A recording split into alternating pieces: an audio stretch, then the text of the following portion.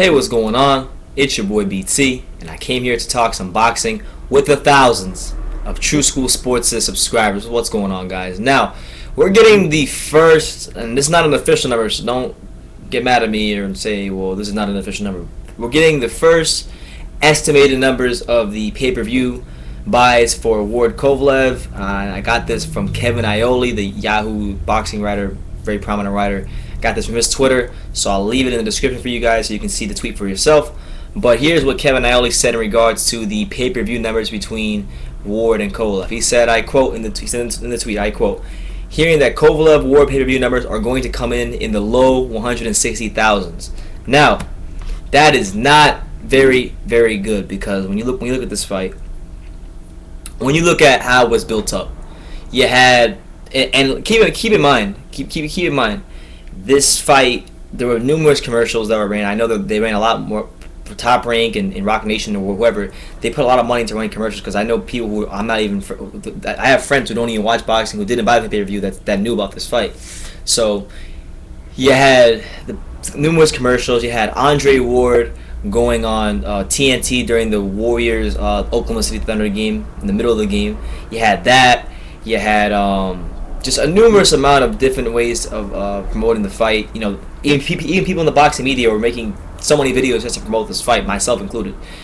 And the fight, from what we're getting, didn't even crack 200,000 views, pay-per-view buys. That's very, very bad, and it really speaks to the climate that we're at as far as the pay-per-view boxing market. Honestly, it's dead, honestly, to be honest, because when you have a guy like Ward, a guy like Kovalev, they should do more numbers than that, but it just didn't, because number one, this speaks to the fact that, and this isn't just Ward, this is also Kovalev. Neither one of these guys has ever proven themselves to be major draws on their own.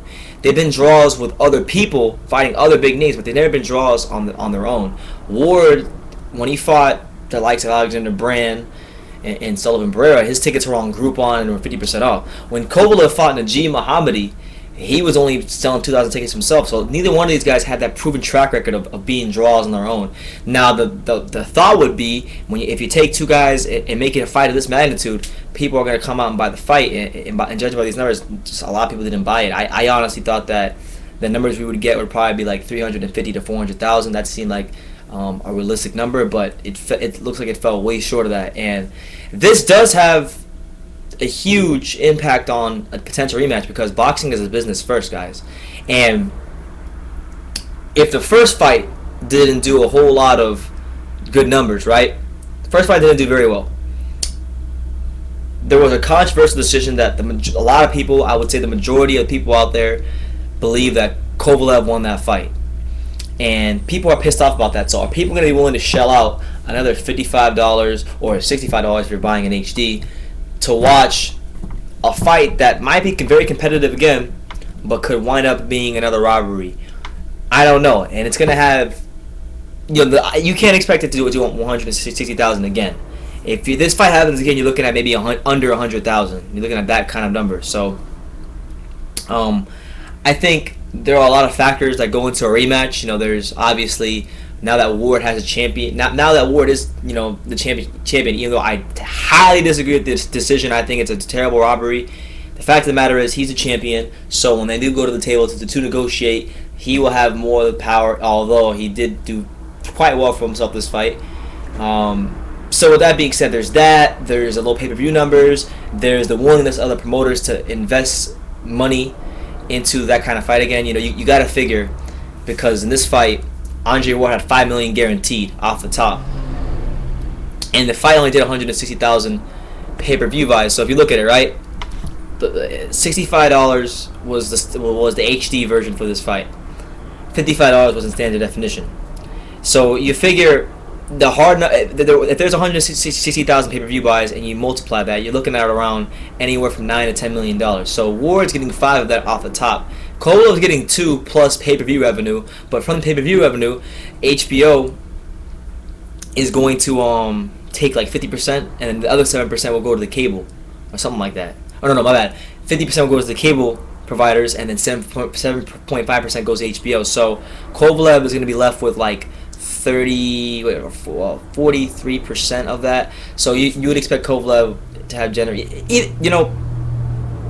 It's not what I'm trying to get at. I know I'm rambling, but what I'm trying to say is the rematch doesn't make a whole lot of business sense. It makes a lot of boxing sense, but it doesn't make a lot of business sense. So, being that both these guys aren't big draws, the first pay-per-view didn't do very well, and on top of that, it was a very controversial result, and the undercard was terrible. You had the Maurice Hooker fight with Perez, robbery. You had the Chalemba versus the other guy, the Russian guy's name I can't pronounce. That fight underwhelmed. A lot of people thought that fight would have been better. And you had Curtis Stevens versus De La Rosa. That fight didn't deliver as far as fireworks, and De La Rosa, in the eyes of some, got robbed as well. So when we look at that fight, you're looking at probably 2 to 3 robberies on that card. The highlight of that card, as far as action goes, the most entertaining fight from start to finish was probably the Clarissa Shields fight, to be honest with you guys. And that was on the free viewing that you could have streamed on YouTube. So, with that being said, boxing's in a very bad place, and I think HBO and these promoters need to be more selective of what fights they put on pay-per-view. If this fight had been on regular HBO, I have no doubt in my mind it would have done a lot better numbers. But because you put it on closed circuit television with pay-per-view restrictions on it, it didn't do that well. So it is what it is. But that's what we're hearing from Kevin Iole. I'm not sure that's the official number yet, but Kevin Iole is a pretty reliable source when it comes to this stuff, and that's what he's reporting right now. So 160,000 pay-per-view buys is what's being reported. Let me know what you guys think. Does this affect the rematch possibly? And just give me your overall take on this. Leave your comments down below. Take the time to subscribe, and you can love me or you can hate me, but I'm just a kid from Dania. So until next time, take care, guys.